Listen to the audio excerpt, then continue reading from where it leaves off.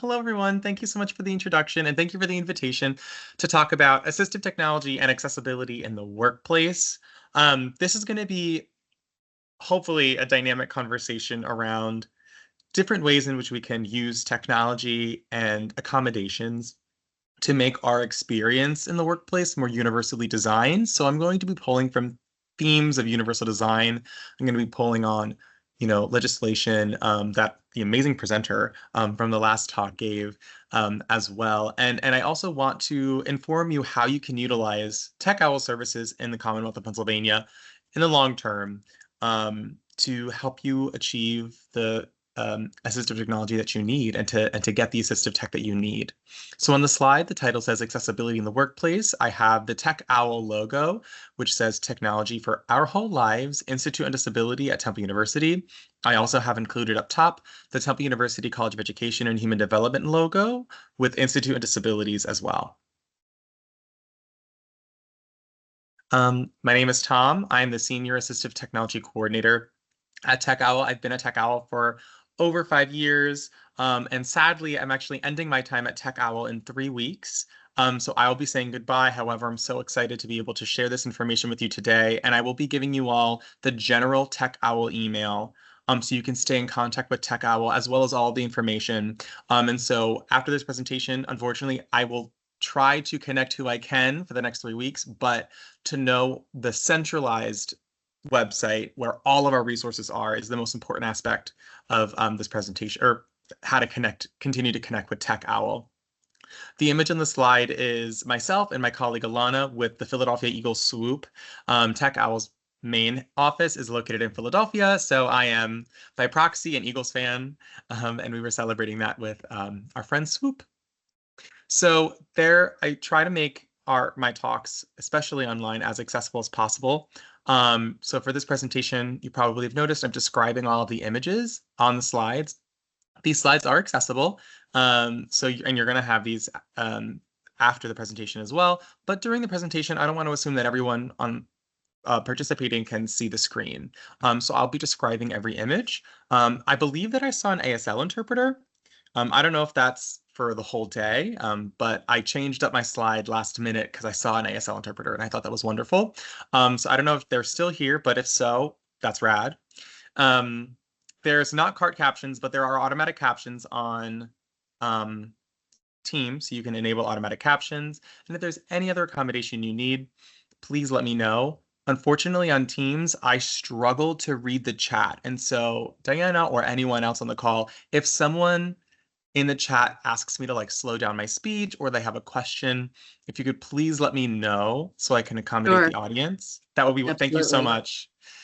So I want to make sure that everyone is receiving this information as accessibly as possible. On the slide, I have 4 images representing the 4 accessibility features that are here today. Image description has an image of a person using a phone with voiceover, which is a gesture-based way of navigating your phone without using your eyes to see. ASL interpreter on a Zoom call for ASL, a YouTube video with captions for captions, and a person raising their hand for other accommodations as needed. So today we're really trying to understand accessibility in the workplace. I want us to consider universal design as well as assistive technology as a means to make our environments more accessible in the workplace and beyond. And also make connections on how we can make our workplace more accessible for everyone, right? So I always give talks. I was asked to be in the morning session because this is really relevant to a lot of individuals with disabilities, but I also think that this information is relevant for everyone, employers, employees, people with disabilities, people who are supporting people with disabilities, people who are just have friends and family members. So really, I think this is a universal conversation, but really focusing on how we can empower ourselves as well. A little bit about Tech Owl. So Tech Owl stands for Technology for Our Whole Lives. We are the state's Assistive Technology Act program in the Commonwealth of Pennsylvania. Every single state and territory has an Assistive Technology Act program. So no matter where you're located in the Commonwealth or in the country, you will have access to something like Tech Owl. We're just called different things. So there's a link on the slide, at3center.net/state program. You can go there, or you can Google Find My Assistive Technology Act program, and that'll take you to a directory where all 56 of us are located, just lists the list of all 56 Assistive Tech Act programs. So this is something that you can utilize no matter where you are in the country. But the Pennsylvania version is headquartered at the Temple University Institute on Disabilities. On the slide, I have an image of people with disabilities on a roof deck, smiling, using mobility aids, having a good time. This image comes from a photo project called Disabled and Here. So you can Google Disabled and Here, and it's the first link. And it's an open source photo project to increase dynamic, diverse, authentic representation of disabled bodies. Oftentimes we see photos and imagery that is not representative of people with disabilities. And this photo project is literally designed to encourage more authentic representation of disabled people in media. And so I include this in every PowerPoint that I give. So please, if you want to include more imagery of people with disabilities having a good time on your PowerPoints, I encourage you to go to Disabled and Here. A little bit more about us. So we're a federally and state-funded nonprofit organization. We view disability through social and holistic lens. So we think assistive tech can make our environments more accessible, but also we respect that sometimes pain is pain and we have limitations, and we run out of spoons in the day, using the spoon theory.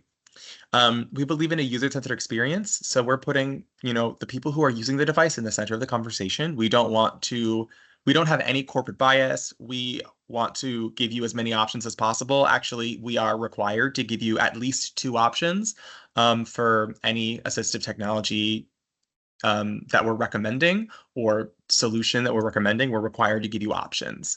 That's part of the whole legislation. Yeah, and so our goal here is to just educate, inform, and empower Pennsylvanians around assistive technology in any way that we can. On the slide, we have an image of a person who's using both a VR headset called Rendeavor and augmentative communication. They're exploring a zoo through virtual reality, but a graduate student is helping them navigate their augmentative communication device and modeling kind of that language as well through this kind of like experience of a zoo virtually. Just to let everyone know, no matter where you are in the Commonwealth of Pennsylvania, this is an image of the Commonwealth of Pennsylvania that's cut up into 9 regions. That's all color-coded. This is representing that Tech Owl has 9 regional centers across the state. So no matter where you are, there is someone in your local area that can provide you Tech Owl's resources. So the Philadelphia region is in the lower southeast corner, and the Tech Owl main office covers the 5 counties around Philly. But where I'm from in Pennsylvania is Pike County. So if I was back home, my local resource would be in Northeast Pennsylvania, the Scranton area. So no matter where you are, there is a representative of Tech Owl in Pennsylvania that can help you connect to our resource. And also, no matter where you are, right, in the nation, there are 4 core services of all ATAC programs. We all are required to provide you device demonstrations, so offering you more than one option to address your assistive technology need. That's represented by a tablet, because we do a lot of tablet lending as well as augmentative communication. The second core service is equipment lending. So we loan equipment. We have a lending program. I'll talk into detail if we have time at the end. I have slides about our programs. But every single state and territory has some form of equipment lending program where you can borrow devices for a certain amount of time, and then you can return them when you're done. We all do some type of equipment donation, and so we take secondhand equipment, notably durable medical equipment. We clean it up and we give it out to people. And lastly, we all do some type of presentations, trainings, or technical assistance around assistive technology and accessibility. And that's what we're doing here. And that's represented by a little Vanna White looking icon. We have many other programs. So I'm just going to briefly say that we have a free phone program. We help people understand emergency preparedness, specifically focusing on ensuring people with disabilities are safe, which is great for workplaces, by the way. We've done a lot with that. We have a 3D printing program. We teach people how to repair wheelchairs within kind of warranty requirements. We only focus on manual wheelchairs at this moment. And we also have a summer augmentative communication program for AAC users to get connected and to all come together at the university. And that's what's actually the image on the slide is of one of our participants of the summer program working with one of our speech therapists, Haley, and she's modeling how to use augmentative communication with him. All right, so accessibility. Before I wanted to talk about workplace accessibility, I think it was just important to just generally establish accessibility. I feel like this is a concept that you've probably been talking about a lot today, so we're just going to kind of go through it. So, what is accessibility? There are many, many definitions. I think it's important to quote Alice Wong, who is the person featured on this slide. Their quote about, or their definition of accessibility is that accessibility is more than just adherence to a law. It's an ethos that values different ways of being in the world. And I think that's just so apt because we can conceptualize and talk about multiple definitions and quote the CDC and all these things, but really, coming from like these words are coming from a person who is disabled and who really advocates for accessibility. And I think it's true, right? We have laws like the ADA, which we're going to talk about, but accessibility really does go beyond that, right? We're not legally bound to be accessible. There's no like quote unquote accessible everything, right? It's dynamic, it's fluid. And so really just valuing, right, accessibility. Accessibility is a value, and I hope that that's going to get communicated today. And it is important why accessibility is important, right? There is so much legal that we are going to talk about, right? There's disability rights laws that require us to have accessibility and also protect us in cases like with the ADA in Section 508. We have web accessibility standards that actually just became legalized. So Title II just passed a couple of months ago, where now all government or all websites that or all companies that receive public funding so government funding must be WCAG 2.2 AA accessible. So websites, mobile apps, and documents. So that's a new standard that just got passed. Again, that's why accessibility is so important. And then also there's educational laws, right, that protect us as well as provide us with assistive technology and funding, right? So the IDEA in Section 504. But going back to the value of why accessibility is important, right? There's a whole ethical branch, which I think, I'm preaching to the choir here, but accessibility, the values that it's promoting inclusivity, it's promoting equity, diversity, respect. Accessibility at the end of the day will help everyone have access and everyone be able to participate in whatever means it best help them, and so accessibility not only has a legal component to it, but as Alice Wong says, to go beyond that legal component, there's an ethical and a value responsibility on us and on everyone, right, to be accessible. Something else that I just love, I just like concepts. Another factoid about me is that I'm a professor at Temple University as well on the side of my job at Tech Owl. And I just think concepts are so powerful and important. So accessibility being a concept, but another concept that I want to share with everyone, which leans into this kind of conversation of accessibility, is the curb cut effect. And I wonder if people have heard about this or have not heard about this. But basically, to understand why the ethical value of accessibility is so important, right? It helps everyone. There's also this concept of the curb cut effect, which is a phenomenon where a disability-friendly feature being used and appreciated by a larger group of people. Oh, wow. I can't read very well. I'm sorry. I'm also very dyslexic, so reading slides is difficult for me. But in clear Tom terms, that's not reading the slide. The curb cut effect is when something that was designed for a person with disabilities is helping everyone. So on the slide, I literally have a curb cut with a tactile paver, which can help a lot of people, right? Not only people who use wheelchairs or mobility devices, or a person who's blind who needs directional feedback from the tactile paver, but also it helps like mothers with strollers, people on bicycles that can't jump the curb. It's just helpful for many people, not just people with disabilities. Another interesting one is electric toothbrushes were actually designed for people, well, specifically designed for a person who has quadriplegia, who's quadriplegic, and but then the dentist who or the dentist office or whoever designed it realized how beneficial it was for like everyone, and that's why now electric toothbrushes are incredibly common. It was designed for disabilities, but the curb cut effect happened, and everyone's now using it, and it's improving the lives of everyone. So I have this question, but to be very honest, I really have no ability to see the comments in the chat. So I just want you to think, what are some other examples of accessible environments or products, right, that you've seen before? And maybe it's not like an assistive technology, but maybe it's something that you've seen and you're like, wow, this could really help, someone with a disability, or this could help me, even though it wasn't necessarily designed, right? Electric toothbrushes would be one of those things. Um, but yes, because I have no ability to see the chat right now, I'm just going to skip over this question, but you can keep this question in your head. Um, so now I want to jump to workplace accessibility. As we know, disability is everywhere. Disability is one of the few marginalized groups that anyone can enter at any point in their lives. And sometimes people can exit, right? Because sometimes there are like temporary disabilities as well.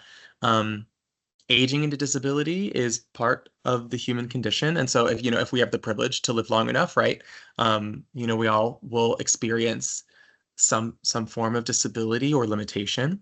So knowing that disability is so common, and it is something that we can enter or exit at any point, right, in our lives. Accessibility really can help everyone. The image in the slide is from the photo project Disabled in Here, and it is people cooking in the kitchen. They're looking like they're making cupcakes. So disability in the workplace, 1 in 4 adults, according to the CDC, right, have a disability. 10,000 Americans turn 65 every day. And the Census Bureau projects that 1/5 of the population will be over the age of 65 by 2030. And most of these older adults plan to continue working into their 70s and 80s, which is also representing the fastest growing segment of the workforce. This is fascinating because, right, there's a clear trend that, disability is everywhere. We also have an aging population that is continuing to work. So in that regard, accessibility is highly important, since we're going to have so many people entering into the workforce, and we have so many people who are disabled, and people need accommodations.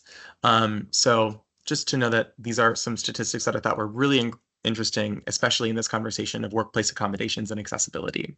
So on the slide, I have, actually, it's a graphic from the CDC, which is where they describe that 1 in 4 adults, or 26% of adults in the United States, have a disability. And this graphic is showing different categories. So we have mobility, cognition, independent living, hearing, vision, and self-care, with different percentages on top.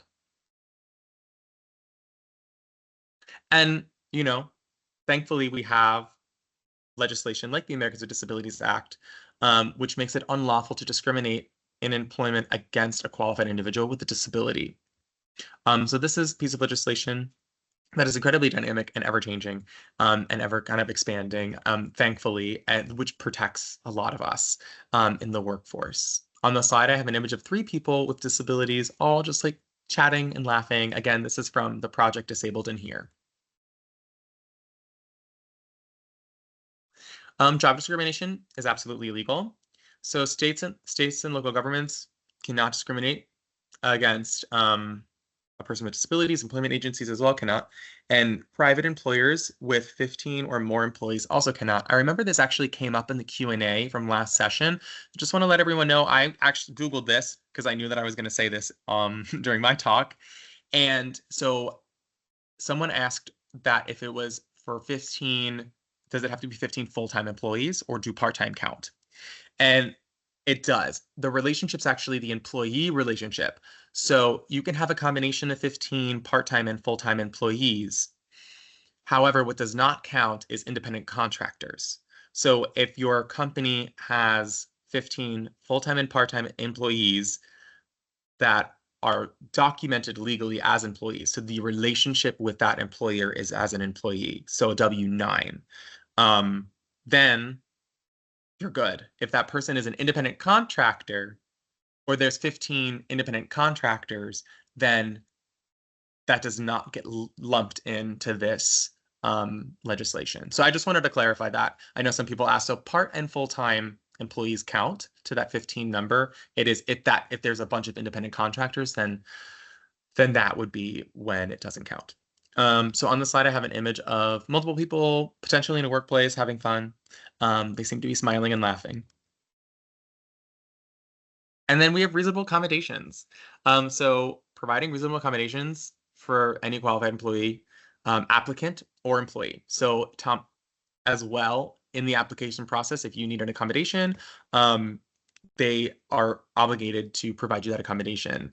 I've seen this kind of transpire with the platform to apply is not digitally accessible, and a person who uses a screen reader is unable to complete the application. So that person is more than welcome, right, to reach out and say, hey, I can't access your platform because of inaccessibility. Digital accessibility is not enabled, right? How can I do this? So you're also reasonable accommodations are 100%. I'm going to lean on reasonable accommodations in a moment as we discuss universal design. So what are more reasonable accommodations? So any changes or adjustments to a job or work environment that allows you, right, to participate. So some things you might see is making the job application process more accessible, to perform your essential functions at a job, to enjoy the benefits and privileges of employment employment equal to those enjoyed by employees without disabilities. So this is all kind of what is encompassed in what is a reasonable accommodation. On the slide, I have an accessible parking spot, an image of an accessible parking spot. Examples of reasonable accommodations are things like reserved parking, alternative formats, which we can kind of get into, flexible working schedules, potentially if you need more remote days than what is kind of given to you in your HR packet. Also equipment and reassignments. So if something just is not working for you, right, to be reassigned to a different task or an equitable task. So these are all examples of reasonable accommodations which are protected, right, through the legislation of the NDEAM. On the slide, I have an image of a person holding their dog on a Zoom call.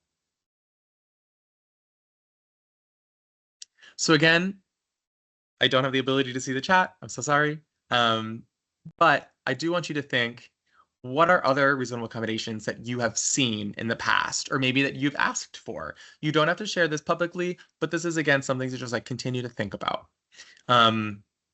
When we do our discussion, I will then hop in the chat and then we can discuss via chat. Thank you for understanding. I'm so sorry. No questions yet, Tom. Perfect. So now I really want to lean into a concept, right, Professor Tom Hatt is on, called universal design. I think universal design is a really amazing concept to help us kind of build an understanding about how we can promote accessibility, as well as giving us a way to kind of contextualize different accessibility or different accommodations that we might see or encourage in the workplace.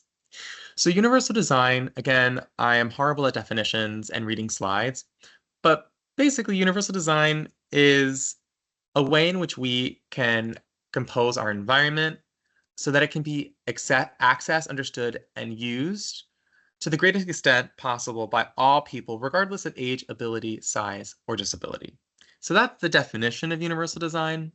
But really, what's the most important part of it is that it comes with 7 principles. There are 7 principles of universal design. Those are equitable use, flexibility in use, simple and intuitive use, perceptible information, tolerance for error, low physical effort, and size and space for approach and use. So I'm going to go through these 7 with you to talk about reasonable accommodations through these concepts, these 7 principles. So first with equitable use, so this is designing something to be useful and marketable to a person or to people with diverse abilities. So understanding, having digital accessibility, websites accessibility, accessible applications. I have an example on Canvas because as a teacher, I'm constantly using Canvas. And then also multiple ways of demonstrating mastery. If there are multiple ways in which or there are different ways in which you can kind of demonstrate your kind of understanding of the concept at work or the deliverable at work, that's the most important. So equitable use. Flexibility in use, right? So that's designing that accommodates a wide range of individuals' preferences and abilities. So examples might be job materials can be accessed in multiple ways, not just one way. Sometimes, working in an office setting, having to navigate certain platforms can be very, very, very challenging, especially if you're a screen reader user. So having multiple ways to access information, having accessible PDFs, which is becoming a requirement for any organization that receives public funding, accessing meeting notes. So like someone sends out like meeting minutes afterwards, audiobooks, or also just having the ability to just like listen to things as well. Some simple and intuitive use. So we have designing things so it's easily understood, so regardless of user experience, knowledge, language skills. So something that I love to show this is the IKEA instruction. So the image on the slide is actually a screenshot from like an IKEA instruction, which is great because there's no language skills required. The images are really simple and intuitive, right? You just kind of follow the directions. So I think that IKEA instructions are really like kind of the quintessential kind of simple and intuitive use instructions. Although I don't necessarily argue that building IKEA furniture is simple and intuitive. I think that their instructions are really great, but the real lived experience might not be. So other examples of simple and intuitive use is having office space or having clear signs in your office space and clear instructions on job standards. So again, simple intuitive use, knowing exactly what you have to do for your job, right? Having clear signage, like where the exits are, where the bathrooms are, having those clear rules is just incredibly helpful. Perceivable information. So this is a concept that helps regarding for like information. So ensuring that people can get the information that they need effectively, regardless of ambient condition or user sensory abilities. So something that I love is captions on Zoom meetings, or again, captions on like this Teams call right now. Also using fonts, styles, colors, and shapes to promote readability. However, I do have to argue that you cannot communicate or convey meaning through font, color, and style alone.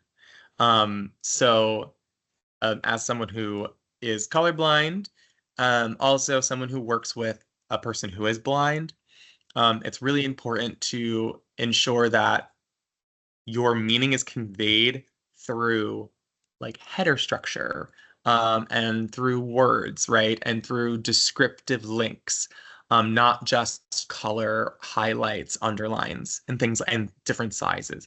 But you can utilize styles, colors, and sizes and fonts, right, to promote readability after you've already done the digital part of it. On the slide, I have an image of a Zoom call with captions on the bottom of the screen. Tolerance for error is, so this is designing so that you minimize hazards and the adverse consequences of accidental or unintentional actions. So this is providing opportunities for revision before work's given to clients, right? That's an example. I also think I had an interesting experience recently with a bank where I pressed the wrong button and it locked me out of the system for 2 weeks until they were able to snail mail me a letter with a code. And then I had to use that code to then log back into my bank account. So that was a horribly horrible error. Like there was no tolerance for error. I pressed literally one wrong button and then it locked me out for 2 weeks, unable to access my bank account. So like that also sometimes I've can happen, like where just like, those like locked down systems are just so locked down that they like make it impossible to enter. So, thinking about your systems and thinking about, opportunities to make sure that there's tolerance for error. But yes, having, proofreading and opportunities to revise work before it's given to a client, giving yourself ample time as well, for those things as well, just to, mitigate tolerance for error. Low physical effort. This is where I think accessibility and assistive technology can really, really help for like more ergonomic office situations. So designing, this design can be used for like a efficiently, comfortably, um, and ergonomically kind of addressing challenges to minimize fatigue.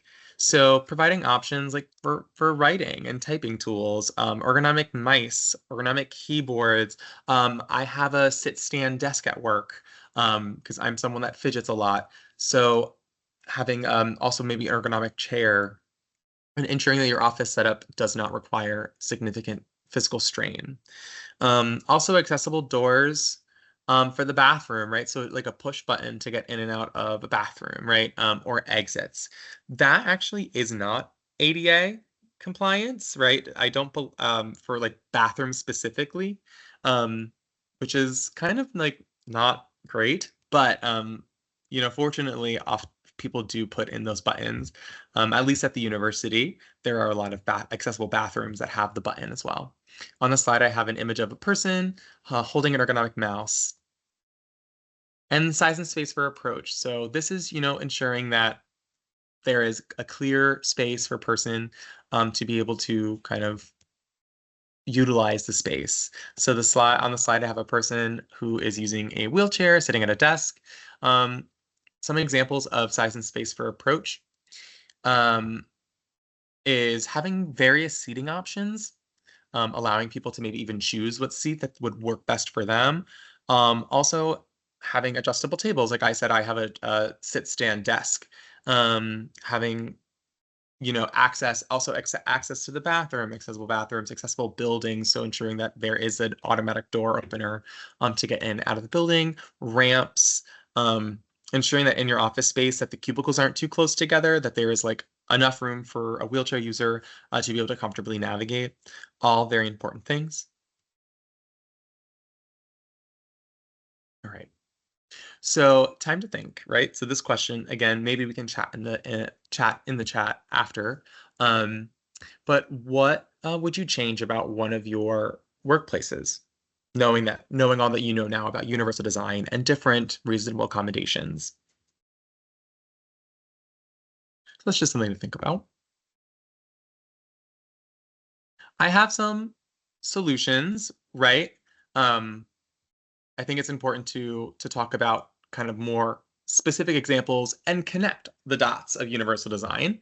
So first I have email. Emails really can be kind of a challenge. So some solutions for people with text disabilities, myself included. I am a person with a text disability. Um, so making email short. I think anyone that can make an email short is wonderful and my good friend. I use ChatGPT to make things more concise. I literally will type, can you make this email to a 6th grade reading level? Um, and it usually does a really good job. Um, I also, I have some colleagues who have included audio recordings to me. They will like send me audio recordings on Teams, or they will send me audio recordings via text for like long conversations or potentially like a really detailed thing. Because unfortunately, I do miss the details sometimes, or I miss the tone really mostly in long messages. So they'll send me an audio recording. Ensure that your links are labeled with descriptive words. So instead of click here to register, right, you can say registration here or registration for this event here. So using descriptive words, this not only helps for a person with a text disability like dyslexia, but also this is helping a person who's navigating via a screen reader. So the screen reader will pick up the link, and if the link is descriptive, like register here, that's helpful. Whereas if the link is just the Zoom link with all the letters and numbers at the end of it, that is cumbersome because you don't know necessarily what exactly that Zoom link is. Including alt text on all of your images is very important. Also, like if you're adding an image, like a file, ensuring that that image is descriptive, right? So sometimes like when we like click and download an image, it's just like image file 578964 or whatever. Just renaming that image to be like image of blank, or you not even image of, you could just like put like for me, like I have a headshot. I often send my headshot for like talks. It's literally titled Tom's headshot. So yeah, so you could just rename the title of an image that you're attaching as well, so that that document is clearly titled for a person using a screen reader. Attaching accessible documents, very, very important, which goes into document accessibility. And checking that all graphics and text comply with color contrast standards. So I like to use WebAIM color contrast checker website. So WebAIM is great. But there are multiple different types of other kind of accessibility checkers that you can utilize. So this is just one way in which in your workplace, you can make things more accessible for everyone. If you're hosting events or workshops in person, as I often do, ensuring that the venue is accessible for wheelchair users. So ensuring that there's a ramp if needed, right? If there are steps or there's an elevator, that there's room for a wheelchair user to navigate. You can even remove chairs from some of the tables. If there's no carpet, that's great. However, if there is carpet, but it's like a low pill carpet, so a very short carpet, right? Those are also fine too to navigate. It's the like fluffy carpets or the carpets with like long fibers at the end that are sometimes very difficult to navigate for a wheelchair user or could be a tripping hazard. Having clear signage to get in and out, like where the event is and stuff like that. So high contrast, directions to the bathroom is very important as well as like safety. So typically when I host an in-person event, I literally will state, this is where the bathroom is, this is how you get out of the building, and things like that. Always having an emergency plan for your events. So, just knowing like how you're going to get out of the building in case of an emergency and things like that. Having the ability to ask for accommodations. So if someone needs accommodations to go to that event, to just ask and have that ability to register and then request accommodations. Also, accessibility statements. At the beginning of most of the events that I host, I always, like especially if it's like a talk or a workshop, I will have a small accessibility statement of all of the accessibilities that have been considered and that are offered. On the slide, I have an image of a person, well, 3 people, looking over a 3D printer. This is kind of representing that I do a ton of 3D printing events with Tech Owl as well. And lectures or educational opportunities. So making sure your presentations are accessible, your documents are accessible, that materials are set in advance, that people are also encouraged to use assistive technology, so noise canceling headphones, fidgets, weighted lap pads, other personalized devices, enable captions if possible. So these are all things to make your lectures and educational opportunities more accessible. On the slide, I have an image of a person giving a lecture and they're standing in front of a whiteboard. Great. So we've made it to the final little part about Tech Owl's programs. Every time that I have the ability to share about Tech Owl's programs, I do. I think it's really important as well because I have worked with people on making their workplaces more accessible, as well as have worked with people who are working and needed accessibility. So Tech Owl is a resource for everyone, for you work in your employment situation or community living or anything, anything related to assistive technology. So I'm going to briefly go over this before I end. I know I have 9 minutes left. So I wanted to speak briefly about the Assistive Technology Lending Library. This is a program through Tech Owl. You can borrow any assistive device that we have. We have about 500 unique devices in our lending system for 5 to 9 weeks long. Our 9-week long loans are only Chromebooks and iPads because for communication devices, insurance requires an 8-week long trial. So we covered that with the 9 weeks. But everything else is 5 weeks. And so if you need an assistive device or you think you need like some device to help you with your workplace accommodation, you are welcome to borrow it from us first, see if it works for you. And then that gives you the ability to go to your employer and say, hey, I actually really need this to make my job possible. Could you please provide this? So that's something that you could do. You can trial it. You can figure out what's going to work for you with us for free. And then kind of ask for that accommodation or potentially go through other funding sources to get that funded. So this program is completely free. We ship it to your door through UPS, which is why there is a person receiving a box on the slide as the image on the slide.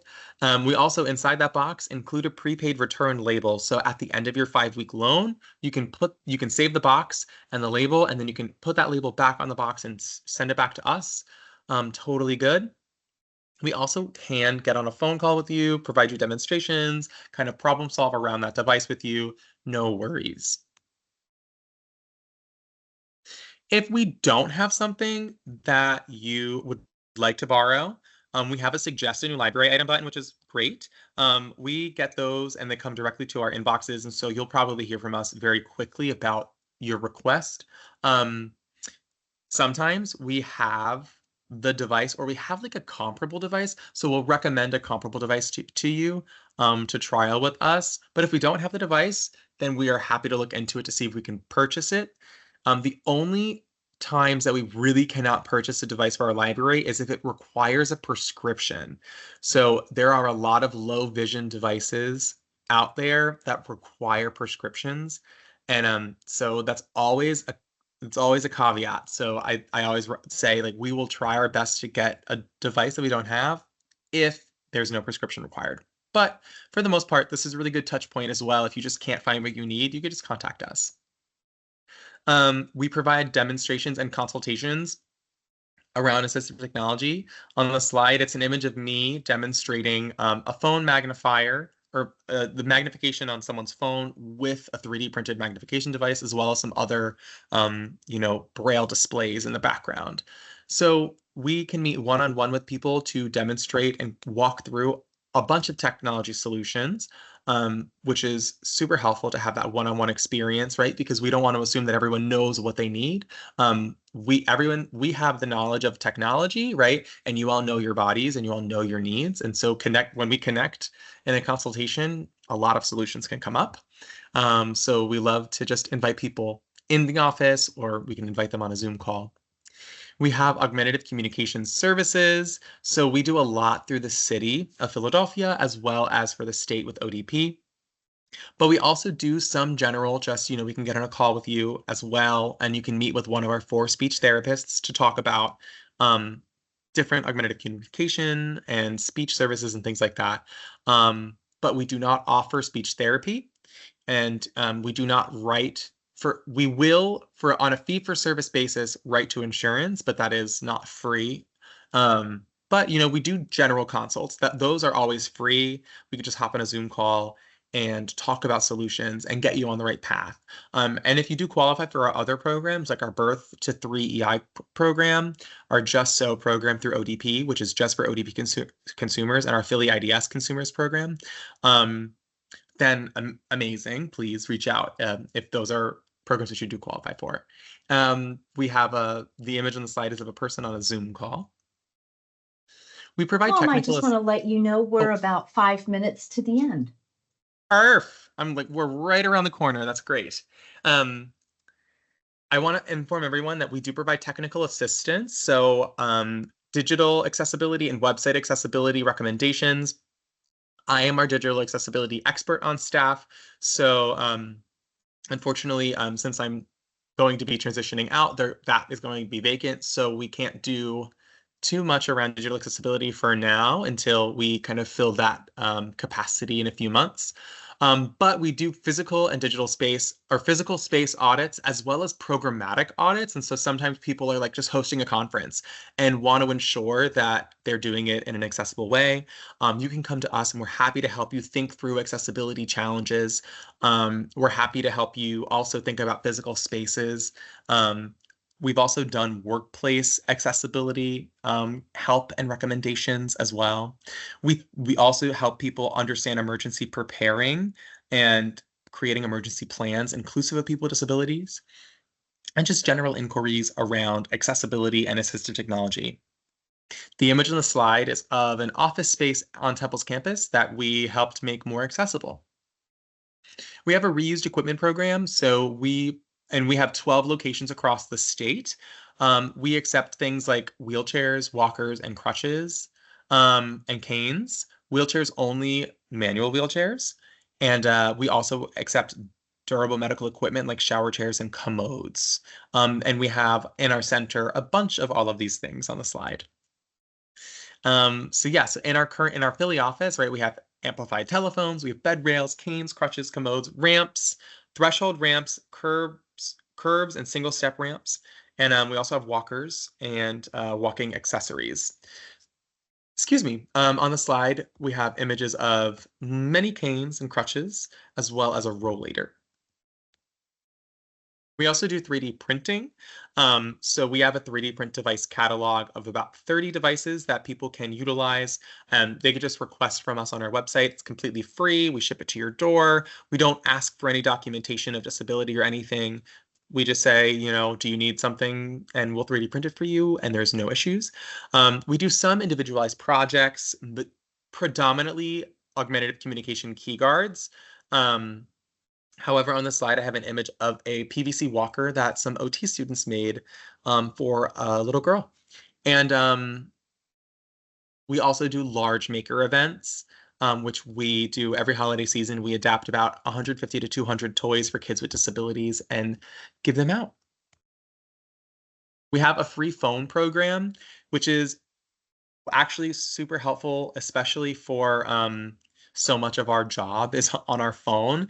So if you have a disability that makes it difficult for you to use a phone in a traditional way, or you need accessibility features on your phone to use it, you most likely qualify in that regard. So we work with people who have hearing loss, vision loss, cognitive disabilities, or physical disabilities. There is an income requirement to this, right? This is a program that we facilitate through the state. So this is not a program that we provide through just ourselves. So there is an income requirement of 200% of the poverty threshold, which is around $30,000 a year. And applicants are responsible for the phone service. We are only providing the phone, but we are providing iPhone 14, Samsung. We also have a Google Pixel 8A, I think is the one that we're using now, as well as different landline phones. And so if you need a phone, especially if you need a phone for an employment situation and you qualify for this program, please reach out. We have a deaf-blind equipment program called I Can Connect.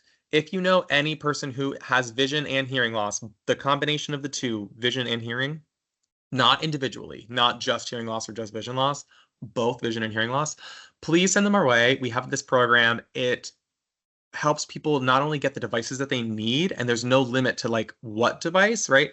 But it's also they receive one-on-one training with those devices. So this is an incredible program for a person who is deaf-blind. So please, please, please connect them to us if you know anyone who is deaf-blind who could utilize different assistive devices to just integrate themselves with technology, communication, checking emails, and things like that. On the slide is an image of a person from the I Can Connect website using a tablet and a phone. Lastly, we have a Del Sordo Fund, which is a $400 grant that anyone can apply for to receive funding to buy assistive technology. On the slide, I have a magnifier, a wheelchair battery, a Roomba vacuum, and a quad stick are examples of things that we've been able to fund. Please get in touch with us. You can follow us on social media at TechOwlPA. But also, I will type our email in the chat after this, but you can email us directly at techowl@temple.edu, or you can go to our website, techowlpa.org. Tom, thank you so much. That was fabulous.